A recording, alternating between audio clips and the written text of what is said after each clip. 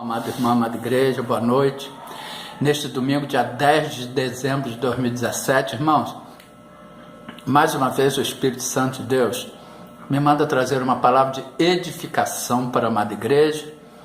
Mas primeiramente, em nome santo de Jesus Cristo, nós queremos cumprimentar, nós queremos parabenizar, nós queremos abraçar todos os aniversariantes deste domingo, deste dia 10 de dezembro de 2017, e de todo o decorrer desta semana que se inicia neste domingo. Que grandes bênçãos de Deus sejam derramadas por sobre todas as suas vidas, que saúde e paz seja uma constante em vossas longevidades terrenas, em o nome santo do Senhor Jesus Cristo, e que a luz de Deus ilumine todos os seus passos, para que possam alcançar grandes projetos e grandes vitórias, em nome de Jesus. E hoje nós vamos falar, irmãos, para aquelas pessoas que estão passando por problemas que parecem graves aos olhos dos homens, que parecem até impossíveis de serem resolvidos, mas para Deus nada é impossível, conforme está escrito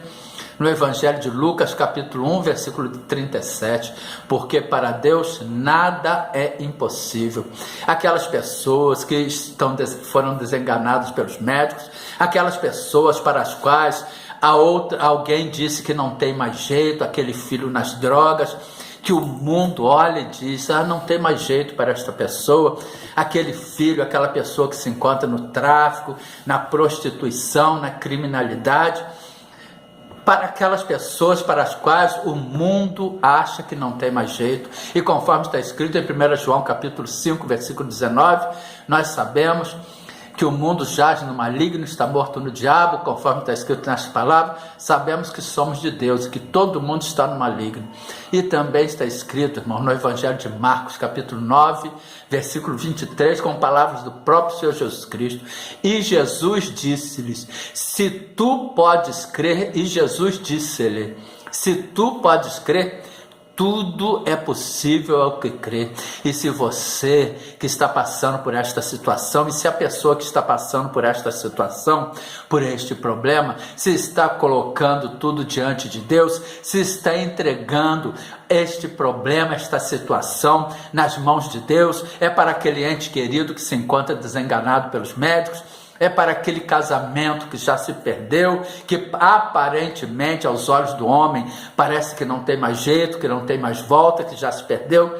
É para aquele filho que aparentemente já está perdido. É para aquelas pessoas que estão passando por problemas graves e gravíssimos que aparentemente não tem solução. E hoje nós vamos ver a história, irmãos, do povo de Israel quando saiu da terra do Egito, da escravidão do Egito, onde viveu 430 anos, e foi rumo à terra prometida, e foi guiado por Moisés rumo à terra prometida, seguindo as ordenanças, os ordenamentos de Deus. E chegou um momento, amados, em que o Egito acordou e viu que tinha perdido seus escravos e foi atrás do povo de Israel para torná-los a trazer como escravos. Mas o nosso Deus, ele ia como uma coluna de fogo durante a noite, como uma nuvem durante o dia, mas chegou no momento em que parecia mesmo que não tinha mais jeito, que o exército de Israel vinha atrás e o mar se encontrava na frente do povo, o exército do Egito vinha atrás e o mar se encontrava na frente do povo de Israel. E aí, o que fazer? E muitos deles disseram, por que nos trouxe para cá, Moisés? Para morrermos nas mãos dos egípcios? Por acaso não teria sepultura suficiente para nós no Egito? Mas Deus, Moisés, cria em Deus. Moisés estava sendo dirigido por Deus. E tem um momento, irmãos, que mesmo a pessoa sendo dirigida por Deus, Deus lhe dá uma ordem, como Deus falou com Moisés.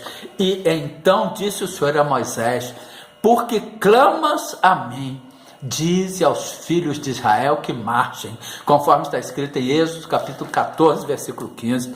Pois bem, chega um momento que a pessoa já entregou a sua situação a Deus, a pessoa já orou a Deus, mas chega aquele momento em que a pessoa tem que fazer a parte dela, tem que se levantar, tem que marchar, tem que enfrentar o problema, porque se ela não fizer isso, Deus vai fazer o impossível, e Deus vai mover de acordo com a fé daquela pessoa, de acordo com a determinação daquela pessoa e enfrentar aquele problema, em não se entregar ao problema. Os egípcios, os israelenses, eles queriam se entregar ao problema, mas Moisés, o eleito, o escolhido de Deus, para guiar o povo de Israel rumo uma terra prometida, ele clamava ao Senhor, e o Senhor por ele conduzia aquele povo. Eram praticamente 3 milhões de pessoas, e Moisés ia à frente daquele povo. Quando eles se depararam com o mar, e é esta a lição que o nosso Deus quer que fique no coração do amado irmão, da amada irmã, da amada igreja, que há um momento que a pessoa que confia em Deus, que a pessoa que já orou, que a pessoa que já colocou a situação diante de Deus, chega o momento da pessoa fazer a parte dela, se levantar e marchar. Ou seja, não se entregar ao problema, não se entregar à situação, porque aí Deus, vendo a fé daquela pessoa, Deus vai agir, Deus vai mover o impossível em favor daquela pessoa, como fez em favor do povo de Israel. Portanto, vejamos, está escrito em Êxodo, capítulo 14, dos versículos 15 em diante. Então disse o Senhor a Moisés: por que clamas a mim? Dize aos filhos de Israel que marchem.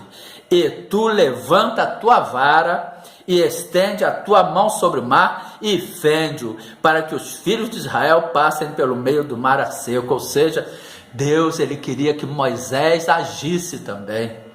E é isso que Deus quer que faça. Deus quer que você, pessoa que está orando e intercedendo por outro, que está numa situação difícil, ou até mesmo aquela pessoa que se encontra numa situação difícil, que não se entrega ao problema, que não se depare com o mar e não fique parado, prostrado diante do mar, de joelhos, orando, não.